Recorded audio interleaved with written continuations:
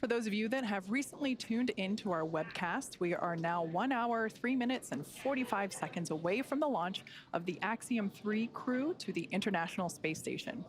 Joining us now from ISS Flight Control Room at NASA's Johnson Space Center is Courtney Beasley. Welcome, Courtney. Hi, Kate and John. I'm happy to be joining you guys today, and we are looking forward to launch from Mission Control Houston. Courtney, we're so happy to have you guys here today. We're happy to be together in this room and talk about this crew. AX3 is the first, all European crew. This is a historic flight for them. It's a historic flight for Axiom and NASA and SpaceX. This is an incredible group. They've worked diligently, both individually and together, to get to this moment. They're representing, across the four of them, 5 different nations. As we mentioned, they've trained extensively as a team, but now they're ready to be a part of that effective and contributing ISS team. Yeah, as we mentioned before, Michael Lopez Alegria is the first repeat flyer in the Dragon program history, which... SpaceX Dragon for cabin temp.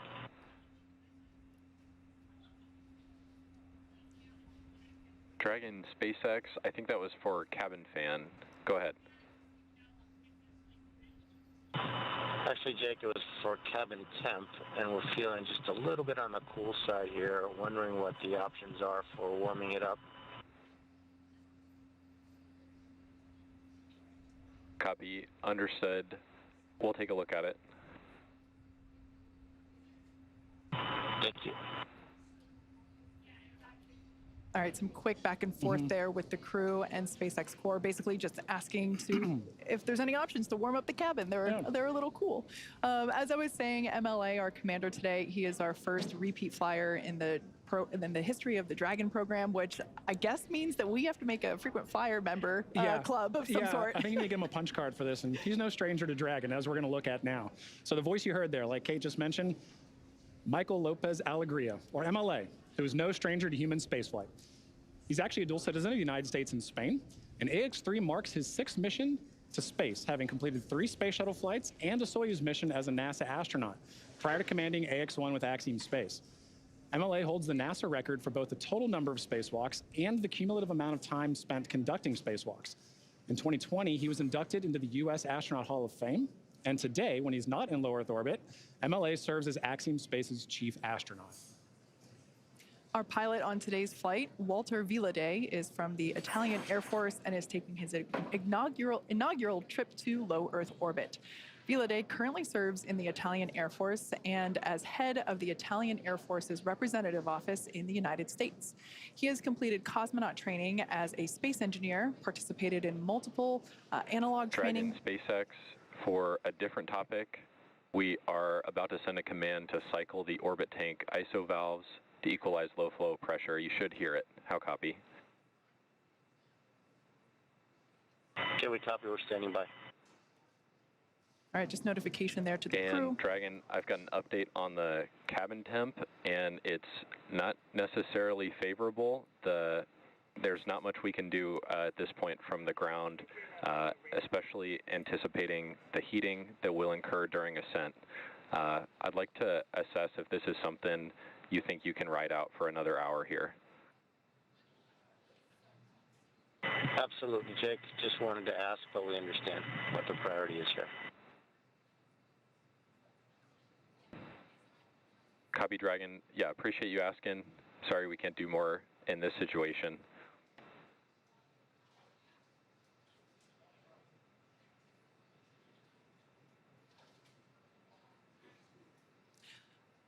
Back to Walter. He has completed cosmonaut training as a space engineer, participated in multiple analog training missions, and flown a variety of aircraft and missions as an active flight engineer in the Italian Air Force. This mission is significant for Italy in that it commemorates the 100th year since the founding of the Italian Air Force. Now, our third crew member for today's mission is Mission Specialist Alper İziraçe. Through this mission, Alper becomes the first Turkish astronaut to go to space. With 15 years of experience across a myriad of aircraft for the Turkish Air Force, İziraçe got his start in the Air Force Academy in Istanbul, Turkey, and earned a master's degree from the U.S. Air Force Institute of Technology. He then flew as a commercial airline captain for several years before returning to duty in the Turkish Air Force. This mission also marks the 100th anniversary of the founding of the Republic of Turkey. And finally, we have Mission Specialist Marcus Want. a lieutenant colonel in the Swedish Air Force who flew 9 years as a fighter pilot and graduated from the U.S. Navy Test Pilot School at the top of his class. In November of 2022, Marcus was selected by the European Space Agency as an astronaut reserve. However, with this mission, AX-3, he becomes the first project astronaut in ESA's history, a new designation within their ranks. In just a few short hours, he'll be only the second ESA astronaut of Swedish nationality to ever go to the International Space Station, a milestone marked in a year of jubilee as the 500th anniversary of the founding of the country of Sweden. So, that is the AX-3 crew. We are now under an hour until liftoff. We're at T-minus 58 minutes and 10 seconds, and they're going to be heading to the International Space Station.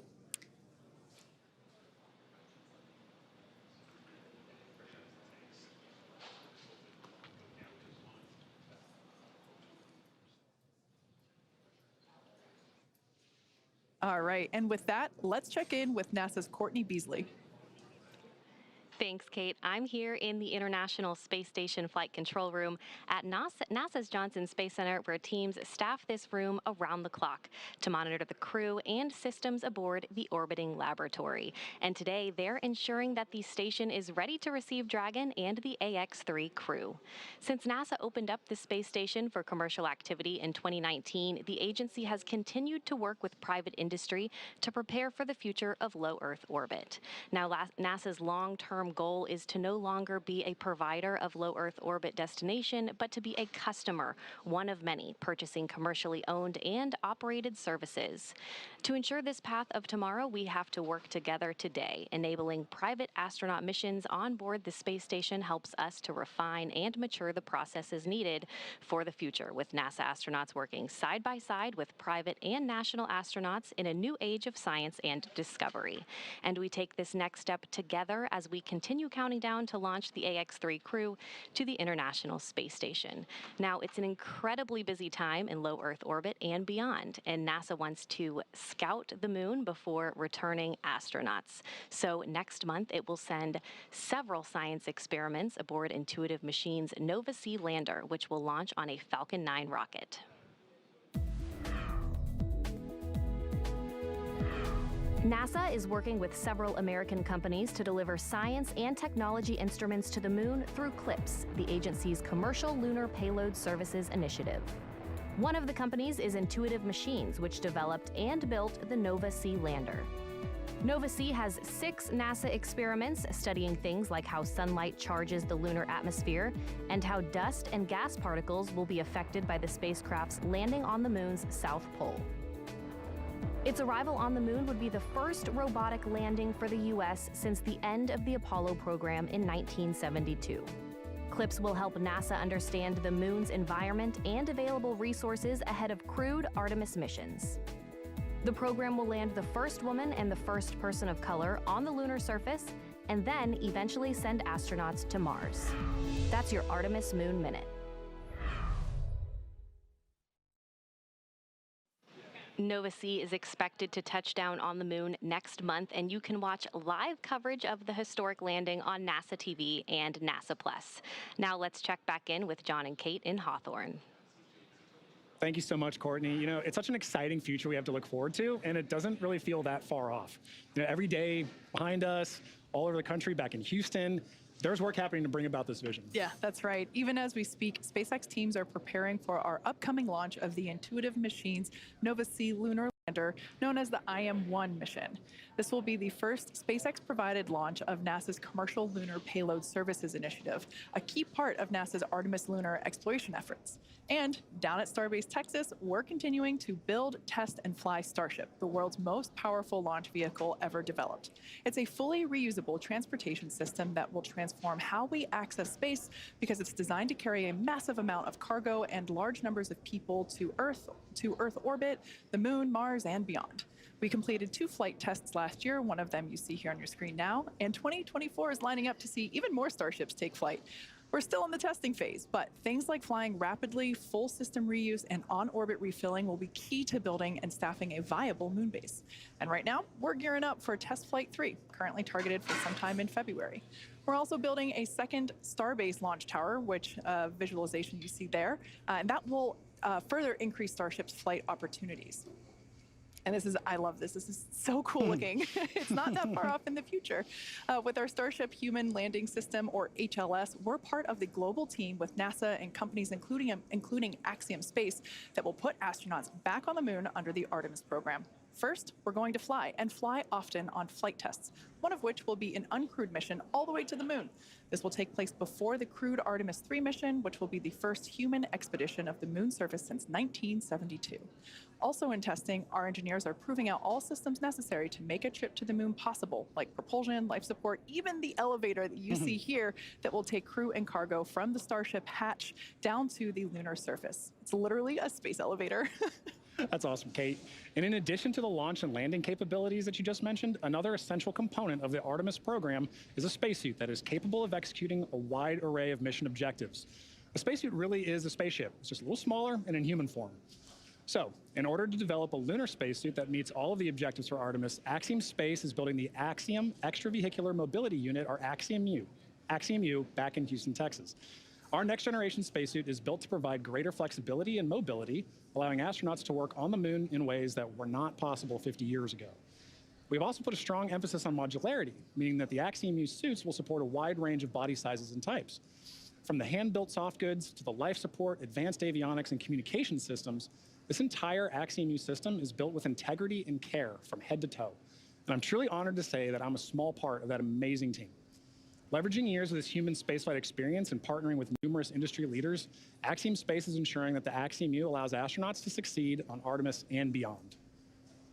There's so much to look forward to with this groundswell of focus on the moon. It's just incredible that humans are finally going back to the moon, and the efforts of SpaceX and Axiom get to play a vital role in that. I know. I love that we get to be a part of this in our generation, right? Like, this is what commercialization of space looks like. It takes cooperation, it takes coordination, and a lot of dedication.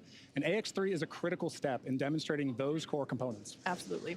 Now, for those that have just recently joined, we are now about 51.5 minutes away from launch.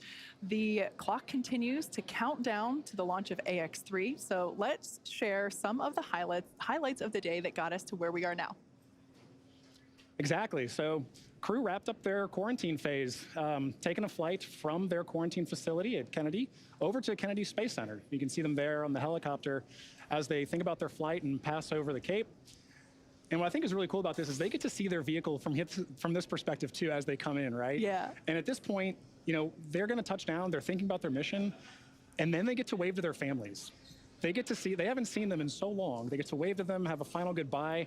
And at this point, this is where we really hand over to SpaceX to complete the rest of the day. Yeah, absolutely. Man, look at those smiles. Everyone is excited, as they should be. Yeah. So after they arrive and after they're handed over to the crew, they go through a series of events such as putting their suits on. Obviously, they take a ride up to, here we can see there. This is the moment where they walked out of the Falcon support building. This is where our SpaceX suit-up room is located. They stand here, do another wave.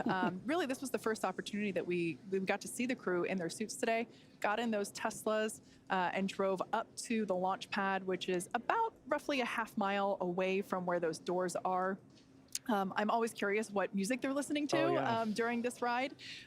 You can see here that they are pulling up to the launch pad, 2 Teslas. We have the crew split in half there with some closeout team members that obviously help support them. We lovingly refer to them as the ninjas because we see them all around assisting the crew in things like getting into or ingressing the capsule. So here, this is one of my favorite moments of launch day when they get to see their rocket up close. And man, just thinking about the fire that's going to come out at the bottom there in just under an hour. Yeah, and at this point you can see our commander and our pilot walking down, as well as Marcus and Alper to their Dragon capsule before they get in. Yeah, so at this point in time, that side hatch is closed. We had the post-ingress crew briefing, and we heard great news. We heard that the weather is looking good. I think the exact words were, weather is great, and that everything is healthy. So both Falcon 9 and Dragon vehicles are ready to go to space, just like the crew. Excellent recap, Kate. All right, well, it's important to remember that this crew has not walked this path to flight alone. Earlier today, they waved to their friends and family before suiting up, as we just saw, but that wasn't the first round of cheers that their families had for them. To the whole crew of Axiom Mission number 3. This is the Saab flight test team that would like to wish you a safe and fantastic journey up to the International Space Station. Hello from Turkey. Have a safe space flight. Good luck. Ciao papà, buon viaggio. Siamo con te, amore. Siamo tanto orgogliosi di te, papà. Ti vogliamo bene. Ciao. Greetings, Commander Mike and AX3 crew from your ASTM family here in Philadelphia, Pennsylvania.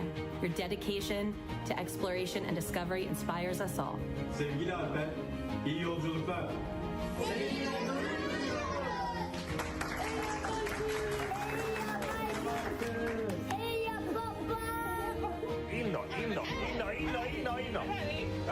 Rymden!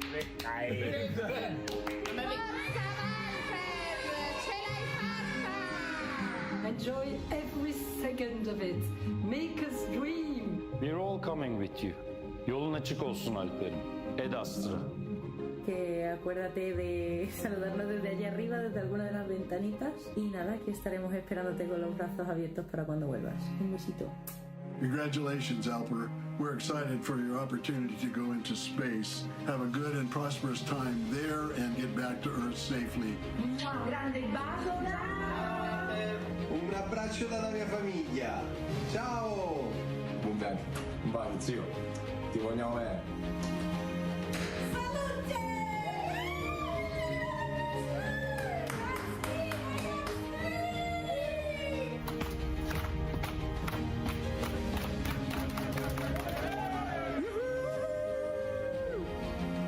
We wish you the best of luck and have fun on this life-changing mission. Hey, AX3 crew. Listen, you guys are about to have a lot of fun. Be sure you get in the cupola a lot. Call home. Actually, call all your friends. And just be sure you tie your sleeping bag down well. I ended up somewhere else one day. It was a hoot. Anyway, have fun. Ad Astra. Enjoy. See you when you get back.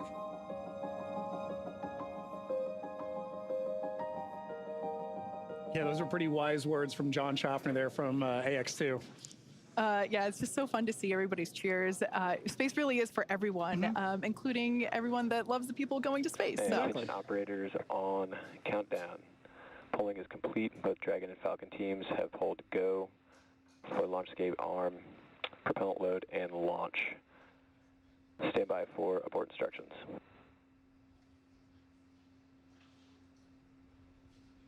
T-minus 45 minutes. Both control rooms go into lockdown and remain in that state until the LaunchScape system is disarmed. All operators are to remain at their console and maintain a sterile cockpit until MD confirms successful disarming of the LaunchScape system following orbit insertion or propellant offload in the event of a scrub. For non-urgent no-go conditions, brief the CE or LD and they will approve aborting the countdown. For urgent issues affecting the safety of the operation, operators shall call hold on the countdown net. Launch control will abort the launch auto sequence immediately and proceed into launch abort. At T-minus 10 seconds, launch control will be hands-off and relying on automated abort criteria for the remainder of the count. Operators advise the launch director whether structural breakup or fire is imminent or occurring per Dragon manual escape flight rules. Launch control at this time. You may proceed with arming the crew arm for movement. Launch control copies, proceeding with arming crew arm for movement.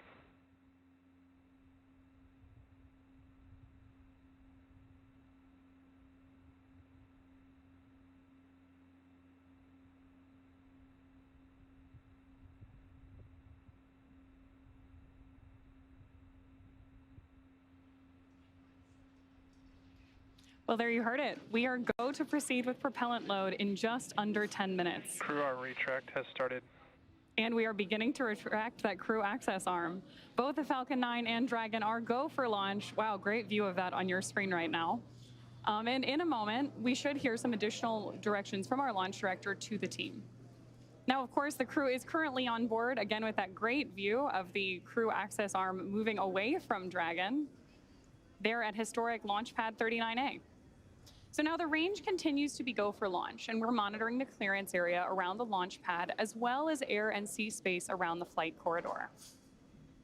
Even though we have been keeping an eye on some possible storm cells near the launch site, the conditions are predicted to be acceptable for launch. Downrange landing zones, if needed for an escape, are also go. Now, the full retraction of that crew access arm is expected to take about 2 minutes and will be followed almost immediately with the arming of the launch escape system. Crew arm retraction is complete.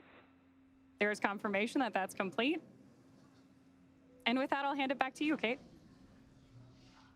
Thanks, Ronnie. As we heard, the crew access arm is now moved out of the way. It is in its launch configuration. This is one of the last physical changes to the pad that we will see prior to the liftoff of the AX-3 crew. The next milestone that we have coming up will be arming of the launch escape Dragon system. SpaceX, with that, you are go for Section 6, close visors, and arm launch escape system. SpaceX Dragon in work. All right, so right now the crew is activating the launch escape system. They're using the tablets there, the touchscreen in front of them. This system is the first of its kind escape system. It provides the escape capability all the way to orbit. It is our SpaceX Dragon, visors closed, arming launch escape system. SpaceX copies. We take every measure possible to ensure the crew has options at all times, including an escape in the worst of scenarios. It is our most solemn duty to make sure the crew gets home to their families. And we're here now seeing like we said, the crew is activating the launch escape system. If engaged, it would utilize the Super Draco engines, which are basically extra powerful versions of the Draco engines that Draco uses while on orbit. So generally speaking, we don't want to activate the Super Dracos, but they're there in case if necessary. So launch escape system arming is now underway. But let's talk a little bit about the control rooms that we are Launch operating. escape system is verified armed.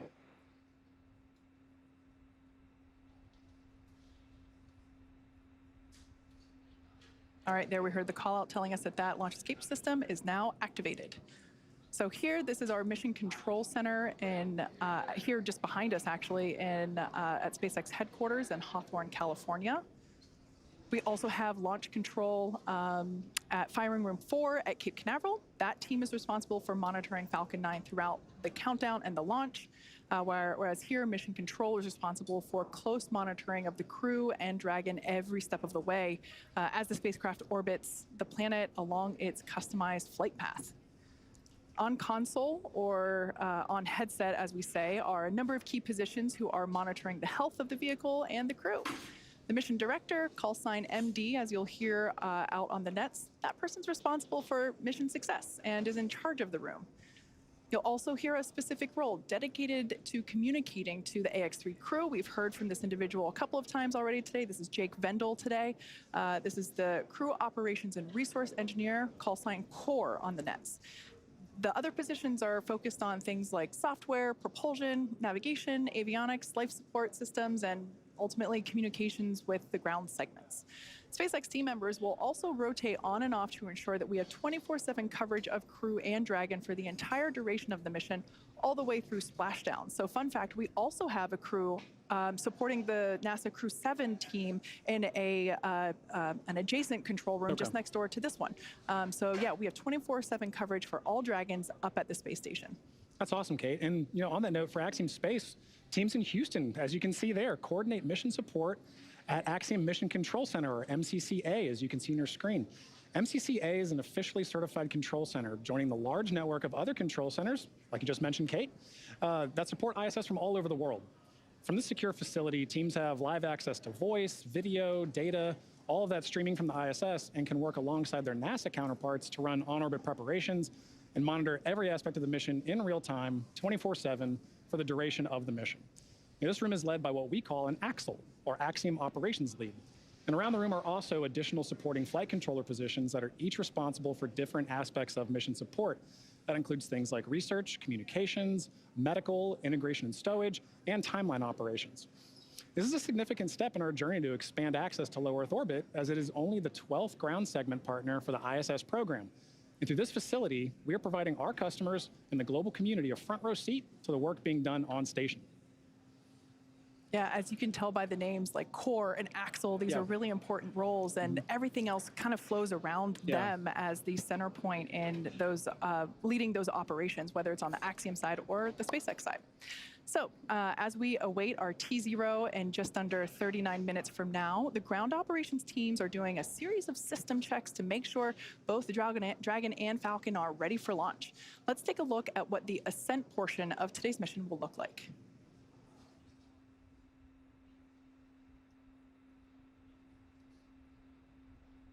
Once we hit T-0, we'll watch Falcon 9 and Dragon lift off from historic Launch Pad 39A, which you have a great view of right now, and begin to make their ascent. At about 43 seconds into flight, Falcon 9's engines will throttle down to help us pass through the period of maximum dynamic pressure on the rocket, or what we typically refer to as max Q. It's worth noting that once we hit max Q, the vehicle will be going supersonic, or faster than the speed of sound. Once we are through the period of maximum dynamic pressure, we can throttle up our Merlin engines again. From there, at about 2.5 minutes into flight, we have a series of 3 events that happen in rapid succession. First is MECO, or main engine cutoff. This is where all 9 Merlin engines shut off in preparation for stage separation. Stage separation is where the first stage detaches from the second stage, with the first stage making its way back to Earth for landing as the second stage continues on its journey with the third event.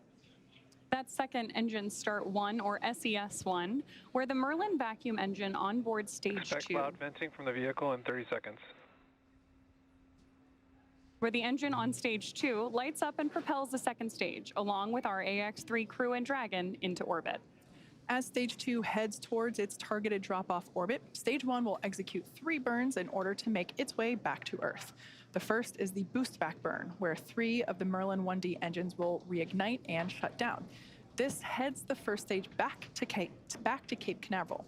The second burn, or the entry burn, helps slow the stage down in preparation. Falcon 9 tanks are venting for the start of propellant load. Second burn, or entry burn, helps to slow the stage down in preparation for that entry back into the Earth's atmosphere. And about 90 seconds after Dragon gets into orbit, Falcon 9 will land back on Earth. The landing burn will bring the vehicle speed down rapidly in order to land back on land near the launch site about 8 minutes into the mission. And while that first stage is heading back to Earth, the second stage will cut off its Merlin engine that was ignited right after stage separation. Once this happens, we'll wait for confirmation of a good orbital insertion. Then, Dragon will begin preparations to separate from the second stage. About 3 minutes after the second stage reaches orbit, we should have a great view of Dragon with its 4-person crew drifting away from stage 2. Once Dragon is a short distance away, it will begin checking out its Draco maneuvering thrusters to make sure Dragon continues to increase separation distance from the second stage. The nose cone deploy sequence will initiate just before T+12 minutes and then finish around T+15 minutes. This will expose Dragon's docking mechanism in advance of its arrival at the International Space Station. For us, these Dragon missions are important for safely flying astronauts so they can conduct scientific research and other activities in space, but also because they are laying the foundation for the future where more people from more countries all around the world will have an opportunity to travel to space, whether it's low Earth orbit, the moon, Mars, or beyond. In the history of human spaceflight, less than 700 people have ever been to orbit. At SpaceX, we want to help create a future where not just hundreds of people, but thousands and ultimately millions of people can travel off Earth to live and work in space and on other planets.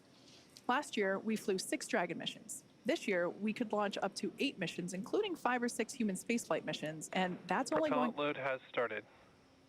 All right, right now we just heard the call at Falcon 9 has begun loading its propellants, liquid oxygen, and RP-1 rocket-grade kerosene, so good news there. As I was saying, this year that could include 5 or 6 human spaceflight missions, and that's only going to increase in the future. Thus far, we've only launched crew missions from Launch Complex 39A, which is what you see on your screen now. However, to support our growing manifest of Dragon missions, we've recently made some new upgrades to our other Florida launch pad, Space Launch Complex 40, which you see there with a brand new crew access arm being lifted. We're on our way to having 2 launch pads capable of supporting human spaceflight missions, meaning we'll have more opportunities to fly people on Dragon to orbit. If you're interested in helping us advance the future of human spaceflight and potentially fly on a future Dragon mission, check out spacex.com/human spaceflight to learn more.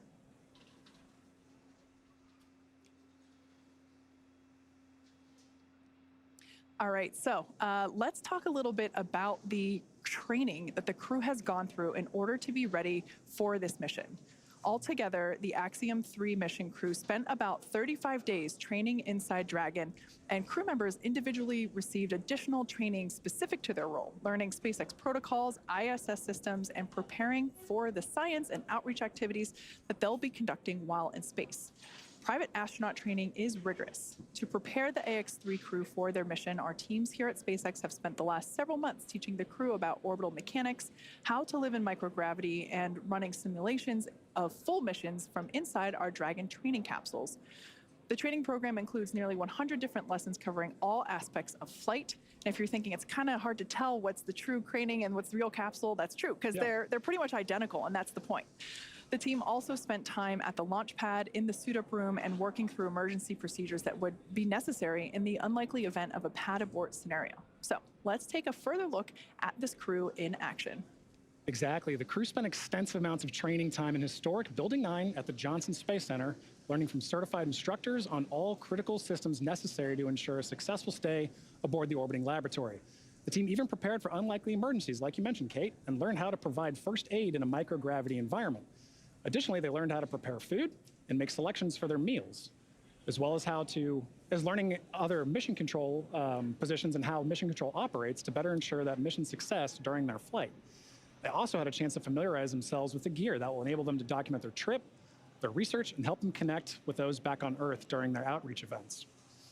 ESA and JAXA also played a critical role in cruise training. Each module on orbit has its own nuances, so gaining insight into the specialties of their racks and modules is necessary, especially for this mission. Extensive training on station navigation, on-orbit familiarization, emergency response, and repetition of walking through processes and procedures all help the crew maximize every second that they have during their flight.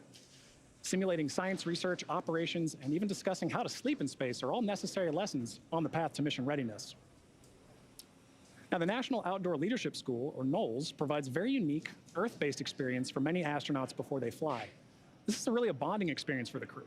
It can't be overstated how much teamwork factors into every aspect of their flight together, and this training in particular aims to thoroughly establish that. They also focus on survival skills, resilience, leadership, equally as important as followership, and overall teamwork to ensure they really are more than just passengers on the same rocket. The camping and outdoor adventure provides a solid foundation for the team to build on throughout their training. NOLS was definitely a highlight of this crew's preparation and training, and you can hear it in their voices and see it on their faces when they talk about their bond with each other. Now, you can't truly experience flying into space until you fly into space. But some really unique tools have been developed to provide the closest experience possible. An altitude chamber can challenge the body with oxygen deprivation in a controlled and safe manner, while Stage 1 cryo-helium load has started. While human-sized centrifuges send the crew members for a spin to simulate the G-forces that they'll experience on launch and re-entry. It can be a bit nauseating, but it does help the crew know exactly what to expect on launch day. Now, at the end of it all, a mission patch is celebrated, and it is hung in a tradition since the earliest days of spaceflight. So fittingly, as AX-3 heads to the International Space Station, the crew had the chance to be present for the patch hanging ceremony of their mission patch in Building 9 on that module in Johnson Space Center. Spaceflight is a serious business, but moments of levity and celebration like this help everyone pause and reflect on the incredible accomplishments being achieved every day. No matter how many patches join a canvas like this one, each one is incredibly special because of the people who make it possible. The crew and those here on Earth supporting each mission. So now for more on each crew member's portfolio, we're going to send you out to the Kennedy Space Center with Sonia Gavankar-McKay, the Axiom Space Director of Digital Strategy, who is joined by Axiom's Chief Scientist, Dr. Lucy Lowe. Building on the success from AX1 and 2, now 3 has over 30 experiments, and some of them returning customers. Lucy, good to have you back. This is one of my favorite parts of the pre-launch broadcast because we get to talk about all the science that's happening. There's so much happening. It's over 350 hours of research, which is great. But do we think like this is going to help us here on Earth? Does it really? Absolutely. So everything the crew is doing, it has huge benefits, not only for spaceflight and advancing exploration goals for humanity, but a lot of the research they're doing is really based on benefiting humans down here on Earth, whether it's healthcare, medicine, different kinds of technology applications. Everything they're doing has really tangible benefits to science and technology back down here on Earth. If you had to summarize each of the country's portfolios, how would you do that? Italy, give me some words. They are doing some fantastic technical applications for the Italian Air Force, and they are doing some really advanced biomedical research as well with some of their companies that they're working with. Excellent. Turkey, it's all about bringing all of Turkey together. Exactly. Turkey has a truly national portfolio. They have everyone across the country getting involved, from researchers at universities all the way down to school children. ESA and Sweden, what's their portfolio looking like? ESA has a very strong focus on research for advancing technology for exploration. So they have lots and lots of really cool technology demonstrations that are going to help human exploration in space in future. And tech demos as well. Do you as chief scientist, is that tech demos a different thing, or is it then research, or all part of the same wonderful pot? They're very much part of the same pot. So all the technology demonstrations that take place are built on a lot of research, and they often feed into future research that will take place to keep crew safe or to benefit human health here on Earth. Okay, so let's dig in a little bit deeper, starting with Italy. They have the ISOC services for the ISS. Tell me a little bit more. Yes, so this is a project from the Italian Air Force, which is the Italian Space Operations Center, where they've developed some software that's actually going to be analyzing debris in space. Which is a huge problem. It's a huge problem. We need to know where stuff is going and stuff is flying so that we can make sure that the space station is out of the way of those kinds of impacts. So that software is also going to be doing some space weather forecasting to help keep crew safe in future. Space weather forecasting? Yes. Looking at different kinds of space weather from solar flares, for example, that can actually release damaging radiation that can not only damage human cells, but can also damage the electronics in a spacecraft. So you want to avoid that when you can. Makes sense. Beta amyloids aggregation updated. Yes. This is about Alzheimer's research. Exactly. So beta amyloid is a protein that aggregates together. It forms clumps, it forms amyloid plaques that are found in the brains of humans with Alzheimer's. If we can understand how those aggregates form better, which we can use microgravity to really investigate that, then we can gain insights into Alzheimer's disease and how this terrible neurodegenerative disease can form, or potentially how we could even treat it. And you talked about that weather forecasting, which is part of radiation. That's a big part. So briefly tell me about the Italian portfolio with radiation research. Exactly. So they have got some light ion detector hardware that they have built that is going to be analyzing the real-time radiation risk from this kind of space weather. And we also have some companies that have got some advanced materials that they've developed that is designed to shield from some of this radiation in future. Okay, let's talk about the country of Turkey's research portfolio, the Turkish Space Agency, otherwise known as TUA. They have 70 types of diseases that they're going to be researching with AI technology? Yes, so they have a really cool project called Vocal Cord, which has developed, it's an easy-to-use telemedicine application where the crew actually cough or speak or make vocal noises into an iPad for recordings, and the AI software is then actually able to analyze that and can be used to detect or diagnose infectious diseases, potentially even cardiovascular diseases in future. Wow. Very cool. Partnerships are a big deal with Axiom Space. All of these countries are partners with us, and Turkey is working with JAXA on one of their research projects. Tell me about that one. Exactly. So they're working on a very cool project using the JAXA's electromagnetic levitating facility, where they are melting and then re-solidifying some metal alloys in a way that the metal alloy floats in space. Wow. So which helps us understand more about the molecular structure of these alloys and helps us understand more about materials research, that we can then take that knowledge and apply that to industry back down here on Earth. And ESA in Sweden, looking way into the future. Their research is focused on humans in long-term space situations. Tell me about their research projects.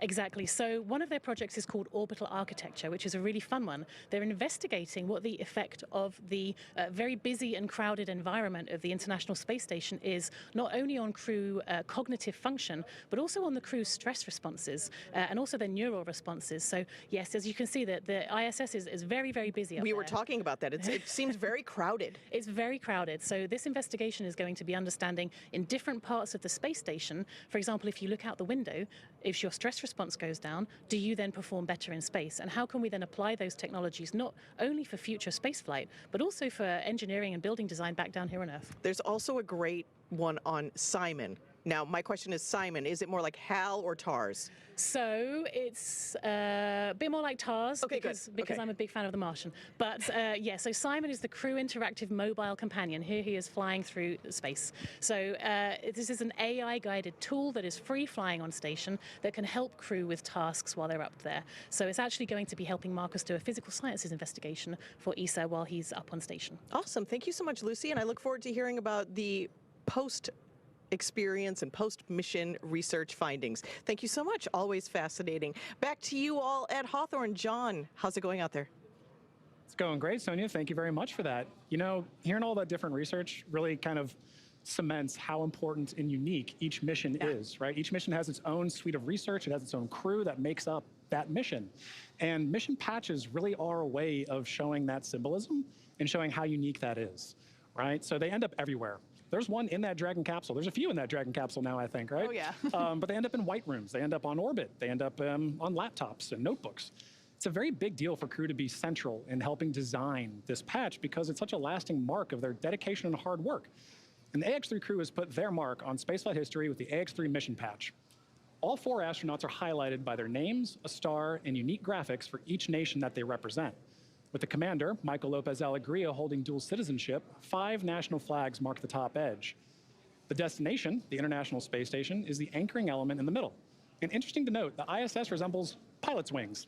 So it should be no surprise, given that all 4 members are indeed pilots. Along the bottom of the patch, we see the mission's motto, the phrase plus ultra, in Latin meaning further beyond. So together, all of this builds on the mission's theme of exploration and its slogan, exploring further without borders. Yeah, like you said, they do end up everywhere. My personal favorite place is there inside the capsule.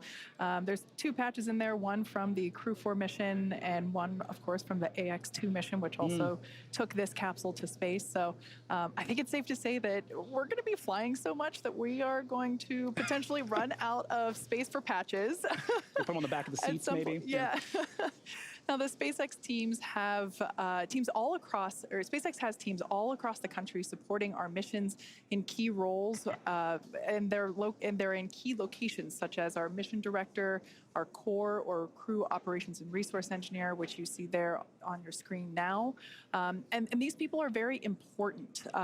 We keep talking about the countdown, and this launch countdown is the framework that syncs all of these teams up together. It's incredibly important. Yeah, you're absolutely right. We've heard a lot of that today, right? As we're talking, we're hearing these loops or nets, right, of all these flight controllers talking. That's because communication is key. The entire mission, from launch, on orbit, all the way back down to splashdown, is a tightly choreographed dance between all of those parties, and that's where communication comes in. For sure. It's precise communication specifically is paramount throughout the mission in order to be successful, not just for today and on the way to the station, but continually for the next 2 weeks, all the way through splashdown. Like I mentioned before, we have another team supporting the capsule that's on station for Crew 7. So yeah, it's all the way through until the mission is complete. Exactly, and highlighting that communication, you see those 2 teams just on your screen there. Those are 2 of the many that work together. So to help facilitate that comm, Axiom Space is connected with that entire network of participants through MCCA in Houston, our mission control center at Axiom headquarters. That's what you see on the right there. And from SpaceX, NASA, and other international space agencies and researchers, we can talk together. So there are teams monitoring and participating in this mission around the world, including mission controllers in Japan and across Europe. When you all add it up, it really is a truly international endeavor. Yeah. Now, speaking of international, let's check back in with International Space Station Mission Control Center at NASA's Johnson Space Center. Courtney, how are things looking over there? Hey, Kate. The space station team here in Houston is focused on the critical systems on the station, all continuing to function as expected ahead of launch.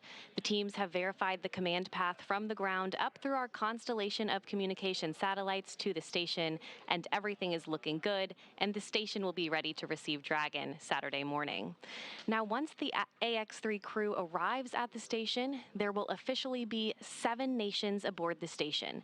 They will be greeted by the Expedition 70 crew, NASA astronauts Andy Mogensen, Jasmine McBelly, and Laurel O'Hara, Roscosmos cosmonauts Konstantin Borisov, Oleg Kononenko, and Nikolai Chub, and JAXA astronaut Satoshi Furukawa. And once Dragon is fully docked to the station, the team here in Houston will assist the Axiom Space and Space Station astronauts with leak checks as they work to open hatches on both the Dragon side and inside the station's pressurized mating adapter. We expect hatch opening to take place approximately 2 hours after docking. Flight directors Diane Daly and Diana Trujillo are on console now, leading flight controllers for launch, and Flight Director Judd Freeling will lead teams for docking on Saturday. Mission control in Houston is go for launch. Now with that, let's connect with Sonia at Kennedy Space Center.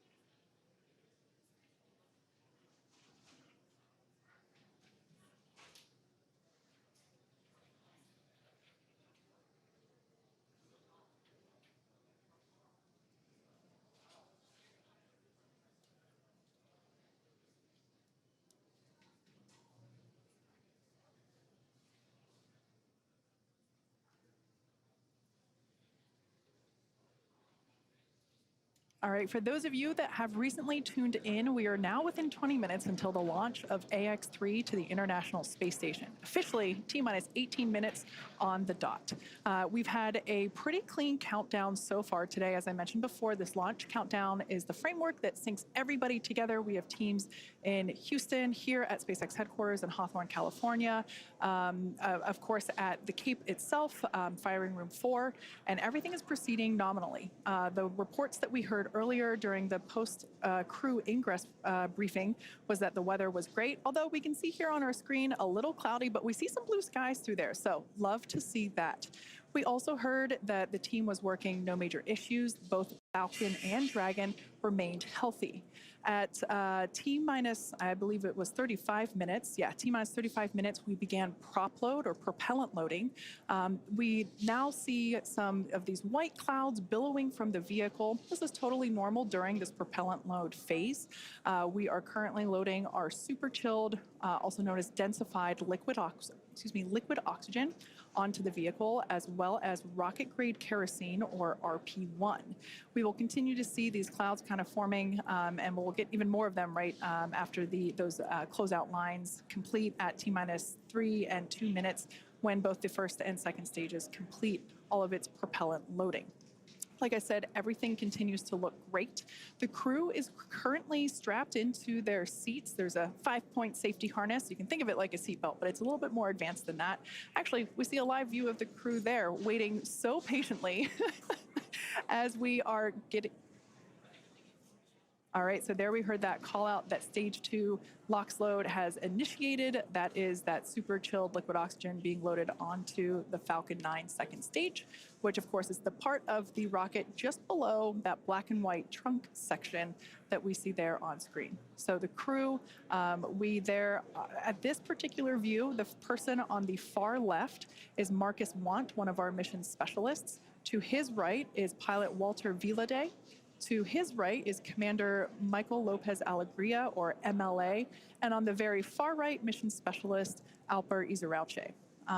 Fun fact for today's flight, it is the first time that we have a repeat flyer on Dragon. That's Commander MLA. He flew on the Axiom 1 mission, and it's so exciting to see him flying once again in Dragon today. He's pretty much an expert at this point. Yeah. All right, well, thank you for that update, Kate. And now for an update from Sonia Gavankar at Kennedy Space Center with Deputy Administrator Bill Nelson. Thanks so much, John. I'm now joined by NASA Administrator Bill Nelson. Thank you so much for joining us. We're so very close. NASA has so many decades worth of great relationships in the private sector with the commercial sector. Is this a winning strategy for the future? I know NASA is looking now further than LEO into going to the moon and even further. What does this look like going further, and what are we building on? It's the new era of the golden age of space adventurism. We go back to the moon, for example, not only with our commercial partners, and the 2 landers will be built by commercial companies, but we also go back to the moon with our international partners. Right. And that's quite a difference from a half century ago when we first went to the moon. And that's the way that our space flight is in low Earth orbit as well. Look at the international cooperation on the space station. Look at now the commercial operation on the space station as evidenced by this flight here today. This moment really is that culmination of that international partnership, private, commercial, all of these things building on each other. How important is this for NASA to develop these commercial partnerships and across varying fields? I mean, Axiom Space, of course, building the Axiom Station. We're working on the suits that'll be worn on the moon by the Artemis crew. How important are these partnerships for NASA? Well, it's essential. We want to get out of low Earth orbit. We want to go and explore the cosmos. And so the more that we can bring commercial business off the face of the Earth up to low Earth orbit and, for example, replace the International Space Station when it ages out in 2030 with a commercial space station, that then we can become a person who rents space to train our astronauts before we send them out to the moon and on to Mars. Or the business aspect, pharmaceutical research, pharmaceutical production, all kinds of different research utilizing the properties of microgravity in space. So you're seeing the Axiom Station as an expansion of the area that is available to do this work, and this dynamic shift between NASA and organizations like Axiom Space really offers something new to the landscape. This really is the next golden age, isn't it? Well, and Axiom is one of several that are now, with incentive money from NASA, building their concepts of a space station for low Earth orbit.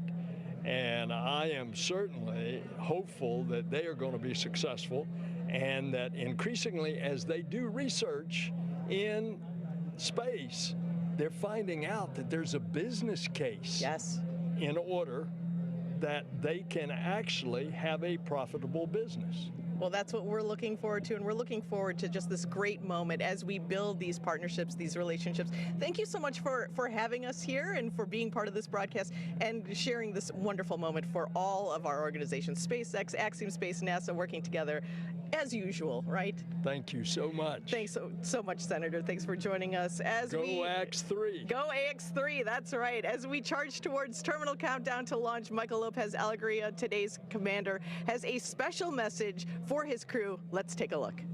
Man, I am excited. We are getting very close. As we get to these last few minutes, I want to make sure we take a second to thank the training teams that got us here, that prepared this very professional team of astronauts to go to the International Space Station on this very historic mission. First, the NASA teams, both at Johnson Space Center in Houston and at Marshall and Huntsville, Alabama. Then to our international partners, ESA at the European Astronaut Center in Cologne, Germany, and Scuba near Tokyo in Japan. And the Axiom team, whose help really was important when it got down to training for all the payloads that we'll be doing, over 30 experiments, as I think you've heard. So we're excited and very thankful to all those guys, but last but not least, to the folks in whose very capable hands we find ourselves right now, that's SpaceX. Thanks to everybody. Without you, we couldn't have been here. Now let's go do it.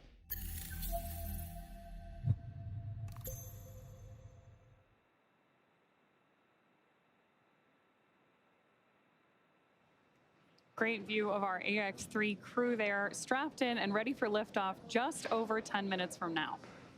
Dragon SpaceX, confirmed crew displays are configured for launch.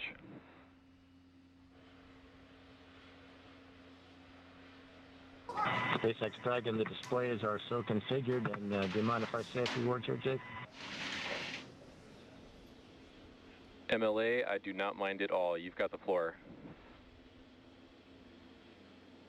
So first I want to thank our partners who had the vision and the conviction to help Axiom open access to humans to low Earth orbit, and they are the Italian Air Force and its various ministries of its government, the Space Technologies Research Institutes of Turkey, TÜBİTAK, and the Turkish Space Agency and its ministry, as well as the Swedish National Space Agency in tandem with ESA.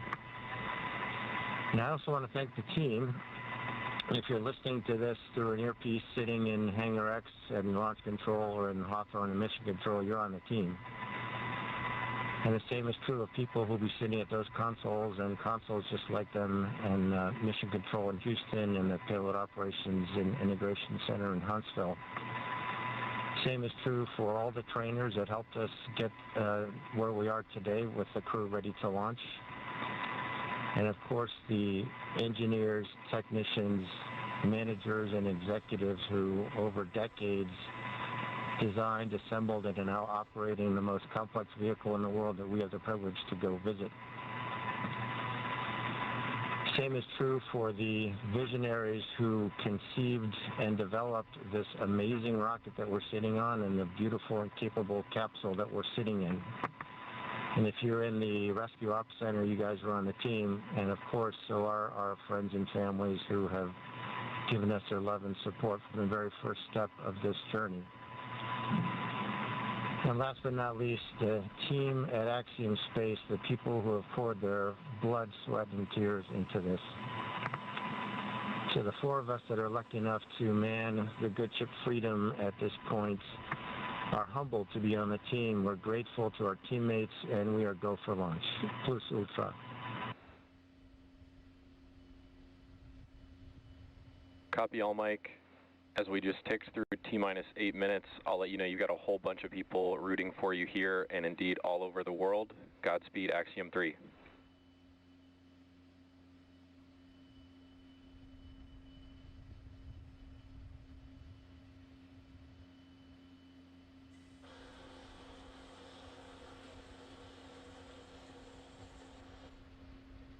Some really nice words there coming to us from Commander Michael Lopez Alegria. We are now approaching 7 minutes until liftoff of the AX-3 crew. The next event that we'll hear is that Stage 1 engine chill has begun. Engine chill has started. And just on time, that call out tells us that we are now flowing a little bit of the super chilled liquid oxygen through the engines, through those turbo pumps to help bring the temperature down of that hardware. This helps us to reduce any chance of thermal shock whenever the full flow of that super chilled liquid oxygen flows into the engines.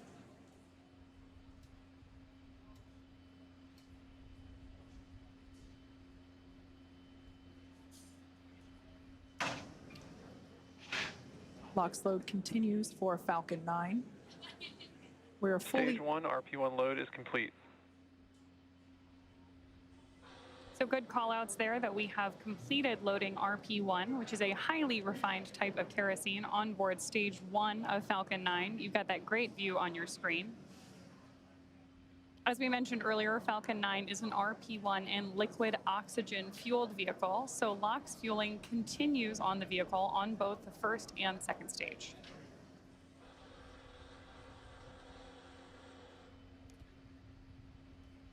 Blue skies there at the launch site. We're launching out of pad 39A at Kennedy Space Center. We are 60% go for those weather conditions, which we're always keeping an eye on around the Florida airspace. Next event that we have coming up is the terminal count for Dragon. This involves a couple of things, but primarily just means that Dragon will be transitioning to internal power. Great view there of the Dragon capsule, as well as the Dragon trunk, which is the unpressurized section just below the pressurized section, which of course is where we have the crew sitting. Propellant remains underway. We are completely loaded with all of our RP1, that rocket grade kerosene. We're still underway. Falcon 9 tanks are pressing for strong back retract. Dragon is in configure for terminal count. So like Kate mentioned, we are heading into terminal count, and Falcon 9 is ready for that configuration. We also just heard the call out that the Falcon 9 tanks are pressurized for strong back retraction. The strong back is that white structure you see to the right of the vehicle right now. That's used not only to connect the vehicle's umbilicals, but also as a structural support system. The strong back is retracting? Up until it begins to retract, which we just heard the call out for here.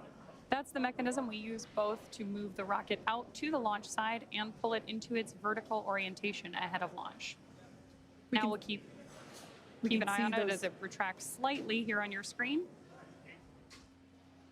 We'll be able to see those clamp arms begin to open. And there they are now. And then that strong back will retract a couple degrees away.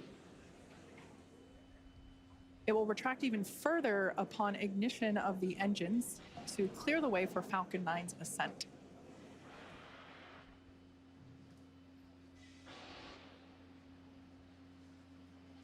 As I mentioned before, RP-1 is completely loaded onto the vehicle. We're still loading liquid oxygen onto the first and second stage. And obviously some happy cheers as the crowd is growing outside of Mission Control Hawthorne, as you see there on your screen. It's always awesome to have an astronaut launch, but especially one during the day.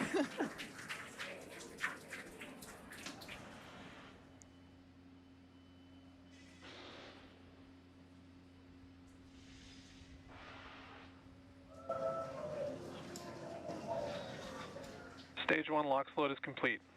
With that confirmation, we know that stage 1 is fully loaded. Team is thrilled to hear that news behind me.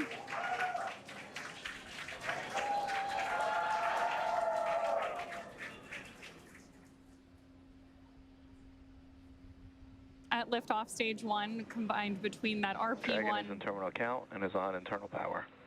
There is confirmation that Dragon is on internal power and headed into the final minutes of our countdown.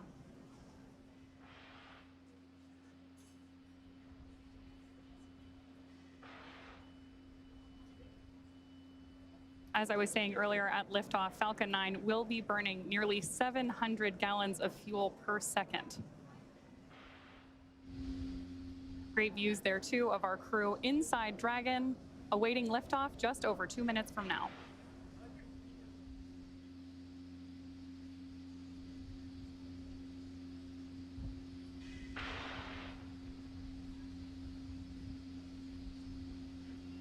We're now standing by for completion of LOX load on the second stage. Just topping off. And there's that call out. And more cheers from our crowd here at Hawthorne, California. Dragon is in auto idle. Confirmation there that Dragon is in auto idle. Wow, great view of 39A on your screen right there as we head toward launch. Gas close and started. Expect loud venting. Call out to our crew there that loud venting is expected.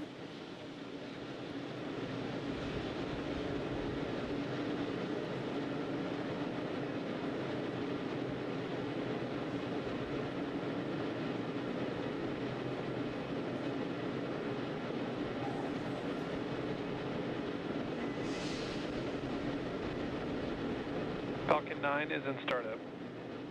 There's that Dragon is in countdown. confirmation that Falcon 9 is in startup and Dragon is in countdown, which means that the vehicles are now controlling the final seconds as we lead up to liftoff. Dragon, SpaceX, go for launch. And there's confirmation from our flight director. Go for launch. We are go for launch. T-minus 30 seconds.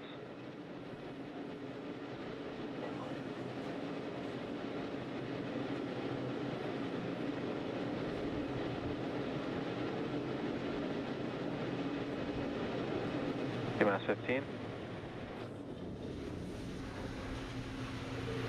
10, 9, 8, 7, 6, 5, 4, 3, 2, 1. Ignition, engine full power, and liftoff. Go Axiom 3.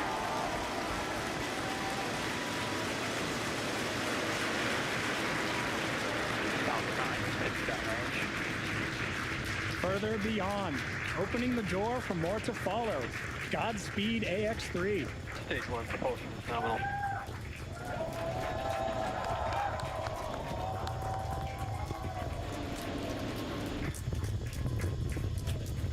Of course, if you are just joining us, this is the launch of the Axiom 3 launch to the International Space Station. Those incredible views on your screen, and there's our first shot of the AX3 crew inside Dragon on ascent.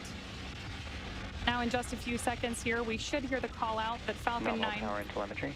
Stage 1 throttle down. There's that call out that Falcon 9's engines are throttling down to help us pass through the period of maximum dynamic pressure during ascent. Max Q.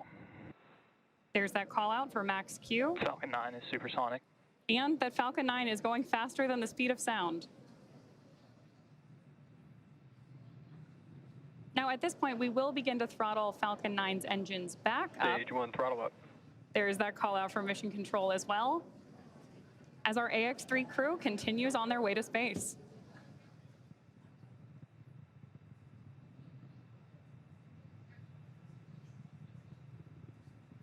We're now T plus 1 minute and 32 seconds into flight. The next event we have is MVAC chill, similar to what... MVAC chill underway. There's that call telling us that, again, we're flowing a little bit of that super chilled liquid oxygen. Stage 1 Bravo. Copy 1 Bravo. That call there was one of the abort mode callouts that the crew is calling out as they are making their ascent on Falcon 9. Now, we're less than 30 seconds or a few seconds away from 4 events that will happen in rapid succession. Main engine cutoff, or MECO, as it's there on the bottom of your screen, stage separation, ignition of the first stage engine, and the first stage's boost back burn.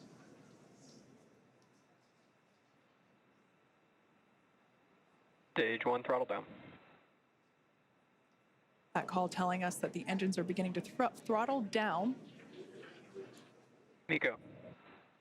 Stage separation confirmed. SpaceX Dragon 2 Alpha. Some loud cheers here as we can see that the Stage 1 boost back startup. first and second stages have separated.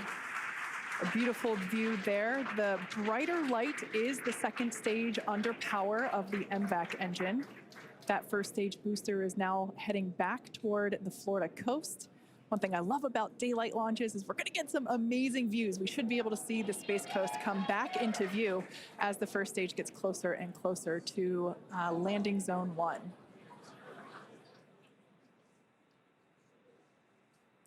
Note that that first stage is actually still coasting to its apogee. So it's about, as you can see there on your screen, 114, 115 kilometers above the Earth's surface. And it's going to keep coasting for a little bit. Beautiful view there on the right-hand side of your screen of that MVAC engine. Boost back shut down. All right, that boost back burn has concluded on the first stage. Everything looks nominal with the second stage trajectory. Everything also looking Dragon, good. SpaceX, trajectory nominal. Everything looking good on the first stage as well as we see those grid fins begin to deploy. SpaceX Dragon loud and clear. Now, the next 2 major events we're tracking for the first stage, which right now is on the left-hand side of your screen, is going to be the entry burn at about T plus 6.5 minutes, where we'll light 3 of Falcon 9's first stage engines, followed shortly thereafter by the landing burn at T plus 7 minutes and 32 seconds, which will be a single engine burn to bring us back to landing zone 1 at Kennedy Space Center. Great view there of our crew on board. And you can, of course, always keep an eye on their telemetry down in the bottom corner of your screen.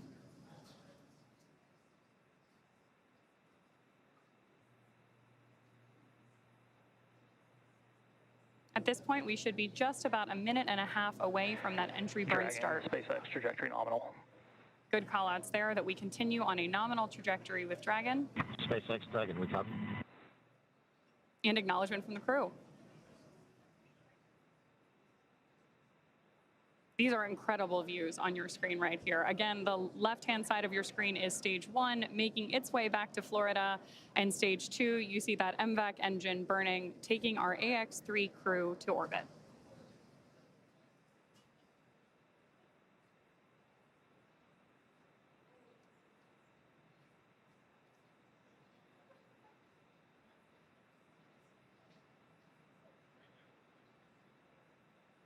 That entry burn we're waiting on here is going to be a relatively quick burn, and what we're doing with our first stage is effectively scrubbing off some of that velocity as we come in for landing.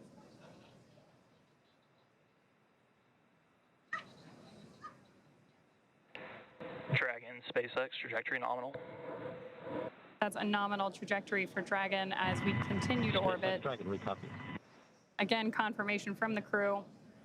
And we are expecting about 2.5 more minutes from that second engine burn.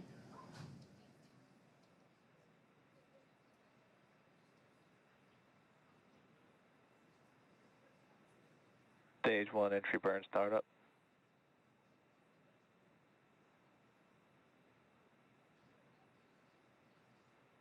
Stage 1 entry burn shutdown.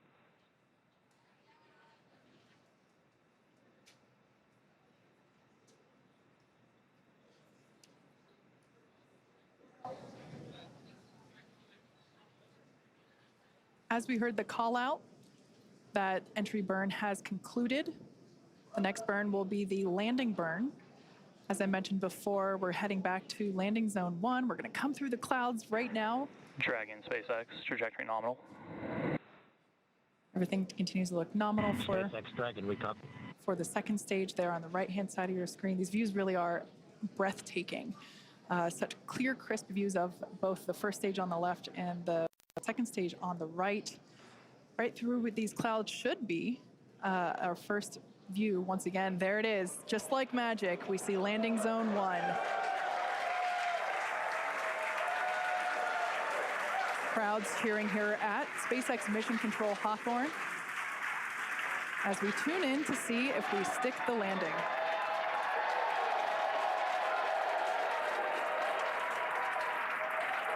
And if you couldn't tell by the loud cheers, we did Stage 2 FTS is saved. We did stick that landing. Falcon 9 has landed once again. But turning our attention back to the crew, as you see there, our next event is second engine cutoff, or SECO, as it's referred to there at the bottom of your screen. Second stage will coast for a few minutes until Dragon is commanded to separate. A lot of just the energy here at SpaceX Mission Control is buzzing. You can hear commentary behind us.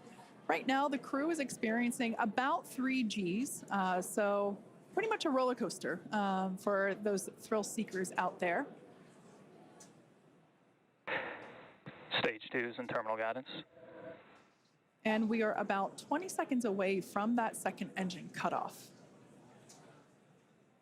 MLA will know this this feeling very well, this experience of going from now almost 4 Gs to Dragon Shannon. To Copy, Shannon. as another abort mode there being called out. Now standing by for second engine cutoff.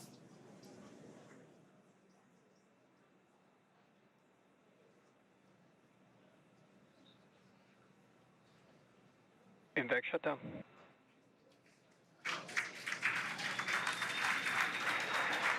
Dragon, SpaceX, you're in a nominal orbit. There we heard those call outs of second engine shutdown and nominal orbital insertion. Launch escape system disarmed. And the disarming of our launch escape system. That, of course, means that our AX-3 crew is getting their first experience here in microgravity.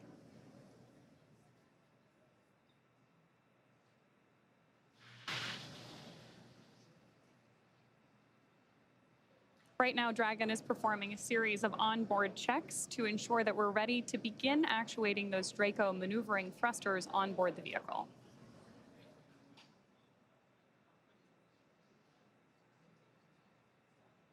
Now, as we prepare for Dragon separation, we should have a great camera view here in just a couple of minutes.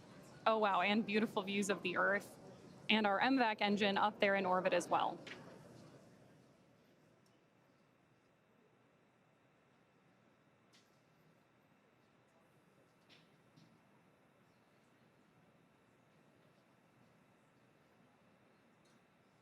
views there as we await that separation.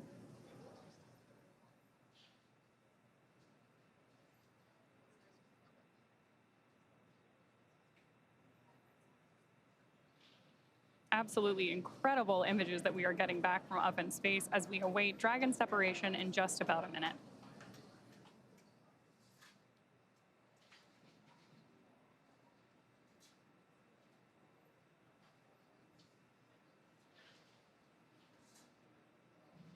More views there of our AX-3 crew on board Dragon.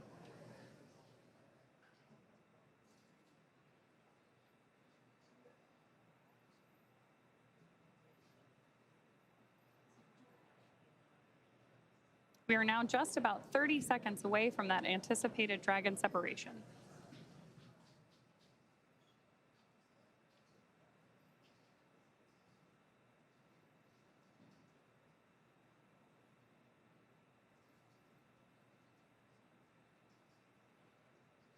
Starting to see the crew there play a little bit with the fact that they are operating in microgravity.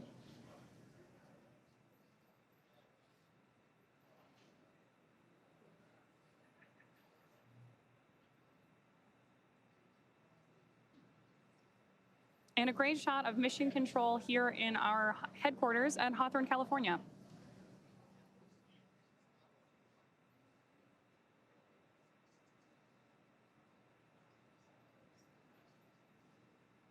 This camera view here is taking a look at Dragon. What we're waiting for is nose cone deployment, among other things, which, as Kate mentioned earlier, there we go. Dragon separation confirmed. As you can see, Dragon has separated from the second stage. A pretty cool view here looking up at the heat shield that will return the AX-3 crew back to Earth in just about 2 weeks. So this is our first view of AX-3 flying free.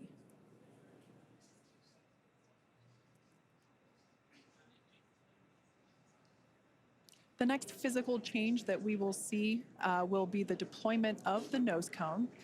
That will take... Dragon, this is the SpaceX Falcon team. We want to congratulate you on a great ride to orbit. I think you're demonstrating the ultimate in reuse, a reused Commander, a reused Dragon, and a reused Falcon. Or maybe flight experience is a better word. Enjoy space. And Axiom 3. No, Durston. As I was saying, it's a team sport. Thank you, guys. And Axiom 3, this is your launch director here. Walter, Alper, and Marcus. Congrats, welcome to your first flight on Dragon. Mike, on the other hand, welcome to the Dragon Frequent Flyer Club. I imagine you'll have enough miles to qualify for platinum status after this flight. Godspeed, Axiom 3, cheers. Mark, thanks to you and your team. We're very grateful up here. So some back and forth between the AX-3 crew as well as AX-3 Chief Engineer Bill Gerstenmayer, who, oh, I heard the ping. That is our first Quindar tone of AX-3. Fun fact, Bill Gerstenmayer was actually chief engineer on AX-1, which is the mission that MLA was also commander of. So if you want to talk about reuse, we also have some reuse on our side as well. We also heard some nice words from launch director Mark Soltis. So just some really nice communication from both the Falcon team and the Dragon team to the AX-3 crew. And with that, our AX-3 crew is in orbit and on their way to the International Space Station. Obviously, great views of the crew there. And now mission control, again, that's... SpaceX Dragon. Jake, any chance you could encode one of the centerline cameras? We could watch the nose cone. The crew's getting right into it. I love it. Dragon, we copy on the request.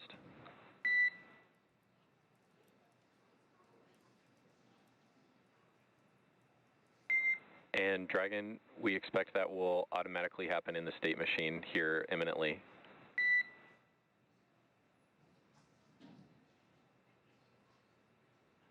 So with that, we are going to throw it back over We see hooks still traveling. Okay, we stand by.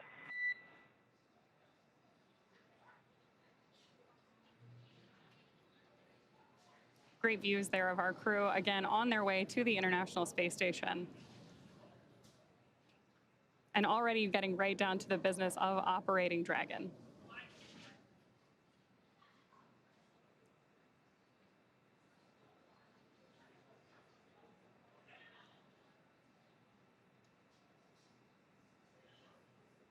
You can still see a huge number of our team gathered behind mission control. Dragon SpaceX, we see nominal dehumidifier activation and service section Draco checkouts. And confirmation that we're getting nominal checkouts of those Draco thrusters on board Dragon. Copy, check. And for your awareness, we have visors open. Crew are well, feeling well. Copy, great news.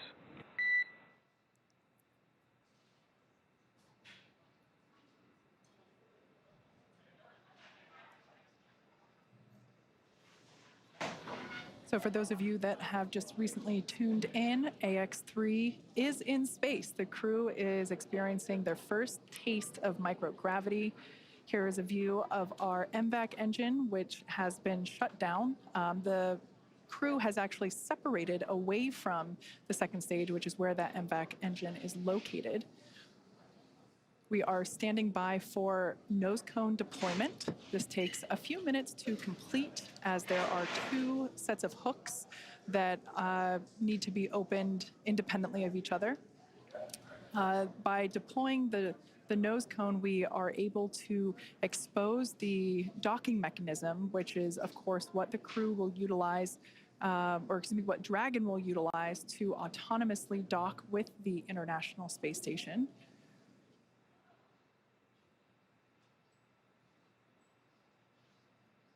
Overall, it was a pretty smooth flight all the way through countdown to liftoff.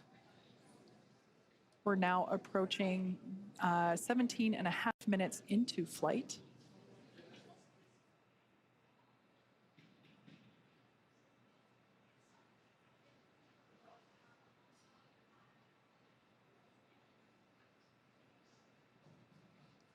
Once again, the next milestone will be to deploy the nose cone. This is basically the last physical change that Dragon will undergo in order to begin its journey. Well, not really begin, it's already on the way, but in order to be ready for its approach to the International Space Station.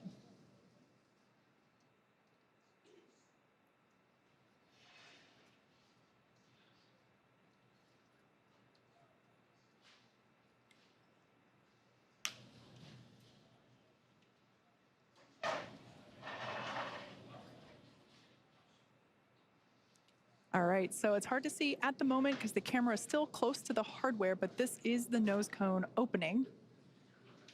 Slow and steady wins the race. Of course, when you're in space, every action has an opposite and equal reaction. So for very good reasons, we don't just fling the thing open. It's very slow and steady. Again, this allows us to expose the docking mechanism, the hardware that will be utilized to dock with the International Space Station. That hatch, which is the forward hatch, will then be opened, and that's how the crew will get in and out of Dragon while it is up at the space station for the next 2 weeks. So that side hatch, which is where we saw the crew, or technically they were already in by the time that we started our broadcast, but the crew did ingress Dragon today, just a couple hours ago, through that side hatch. That remains closed. That won't open again until they are safely back on Earth on our recovery ship. So this nose cone that we see here slowly being opened is basically opening the first part of a multi-system door for them to get in and out of the International Space Station. I mentioned before that docking is autonomous. That means that Dragon does the steering itself. Our pilot, Walter Villaday, has the training and the capability to take control if necessary, but nominally speaking, Dragon flies on autopilot. It does the thinking and the calculation itself, which at the end of the day is ultimately much safer than human steering, as there's more that humans are prone to error because we are human. So that's a live view there of SpaceX Mission Control Center here at SpaceX headquarters in Hawthorne, California. It is in the middle of our workday, so of course, many folks have returned to their positions, their desks, their job, and they are continuing to do what we do best, and that's build spacecraft and rockets and send people to space, just like we have done today. So with that, let's check in over with Courtney, who is standing by at the ISS Mission Control Center in Houston. Courtney, how are things looking over there? It's over to you. Hey, Kate, everything is great. What a beautiful launch today. And with today's successful launch of AX-3, the teams at NASA's Johnson Space Center will be monitoring Dragon's flight to the International Space Station over the next 36 hours. NASA's role in this journey really kicks in at a period called Integrated Operations, where Dragon is much closer to the station. At this point, NASA, SpaceX, and Axiom Space teams are all in lockstep to get the crew safely docked. The teams here are preparing for a docking of AX-3 to the station on Saturday morning. For now, that will be it from us in Mission Control Houston, and we'll be back with you Saturday for docking. And for now, we'll send it back to you, Kate and John. Thanks, Courtney. And we did hear that we had nominal opening of the nose cone, so that is great news. Yeah.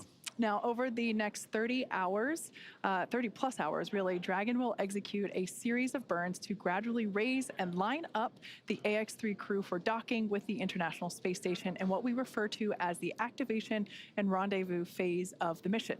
In just a few minutes, the crew will change out of their spacesuits and get a little bit more comfortable for flight, and something that would be my favorite part, enjoy their first meal aboard the spacecraft.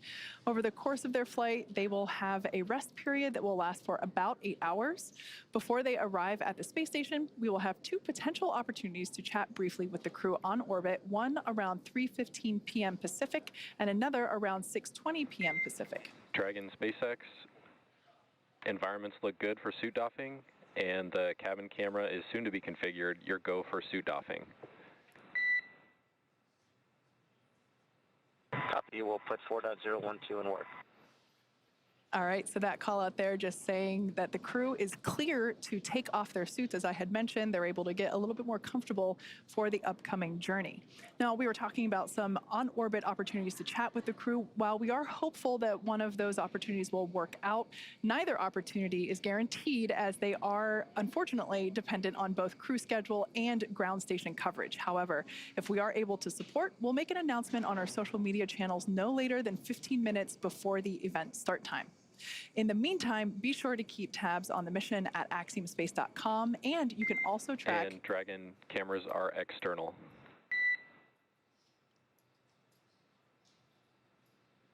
You can also track Dragon's flight on spacex.com/launches. Right, like you mentioned, Kate, even if we aren't able to talk live with the crew, we will continue to provide updates on the mission across our social media channels. And then, as Dragon and the AX-3 crew approach the International Space Station early on the morning of January 20th, we will pick back up with our live joint coverage of the AX-3 crew's docking to station with NASA. So please keep an eye on Axiom and SpaceX social channels for updates, as there will be plenty of incredible moments to share with you over the course of their mission. So from all of us at Axiom Space, thank you SpaceX, thank you NASA, and thank you for tuning in. This is just the beginning, and we hope to see you soon.